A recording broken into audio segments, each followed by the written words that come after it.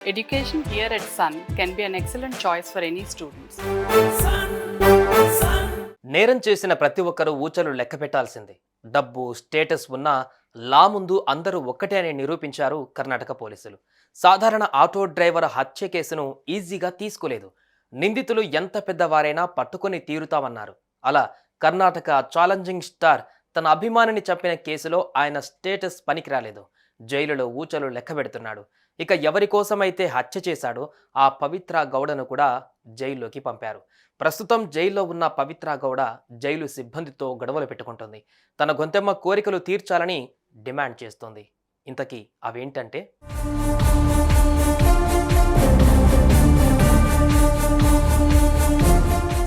నటుడు దర్శన్ అరెస్టు గురించి అందరికీ తెలిసిందే. రేణుకా స్వామి అనే తన డైహార్డ్ ఫ్యాన్ను అత్యంత కిరాతకంగా కరెంటు షాక్ ఇచ్చి కర్రలతో కొట్టి చంపాడు.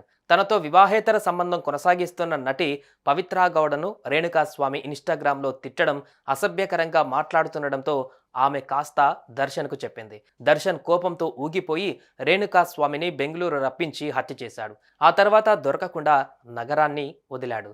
కానీ పోలీసులు సరైన కోణంలో విచారణ చేసి అటు దర్శన్ ఇటు పవిత్రలతో పాటు పలువురిని అరెస్టు చేశారు.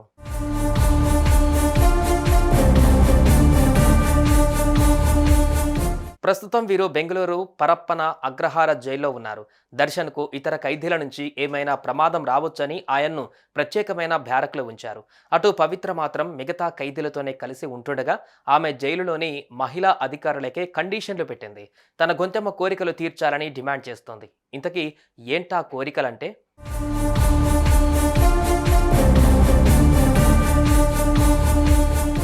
ప్రతి ఖైదీకి జైలులో ఓ దుప్పటి ఇస్తారు. అయితే పవిత్ర మాత్రం తనకు ఆ దుప్పటి వద్దని, ఇంటి నుంచి తన పర్సనల్ దుప్పటి తెప్పించాలని డిమాండ్ చేస్తోంది.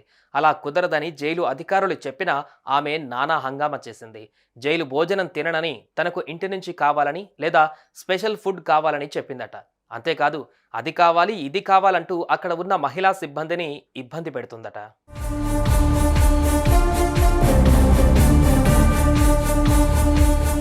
దీంతో జైలు అధికారులు ఆమెకు కౌన్సిలింగ్ ఇచ్చారు. ఆమె ఇంట్లో కాదు జైల్లో ఉన్నట్లు గుర్తు చేశారు. ఇది మీ ఇల్లు కాదు, ఏది పడితే అది తెచ్చివ్వడానికి.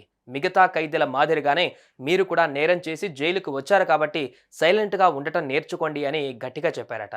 దీంట్లో దుప్పట్లు, ఆహారం ఏదైనా జైలులోనిదే తీసుకోవాలని, బయట నుంచి తెచ్చి ఇవ్వడం కుదరదని తెగేసి చెప్పారట.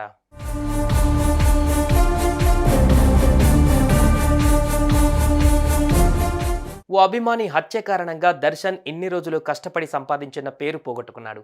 ఆయన్ను నమ్మిన వారు జైలు పాలయ్యారు. ఇప్పుడు జైలులో భోజనం చేస్తూ కాలం గడుపుతున్నాడు. ఈ కేసు నుంచి దర్శన్కు ఉపశమనం ఎప్పుడు దక్కాలి? ఆయన బయటకు ఎప్పుడు రావాలి? ఇదో పెద్ద ప్రశ్నగా మారింది. సుమన్ టీవీలో మీ పర్సనల్ అండ్ బిజినెస్ ప్రమోషన్స్ కోసం కింది నెంబర్కి కాంటాక్ట్ చేయండి.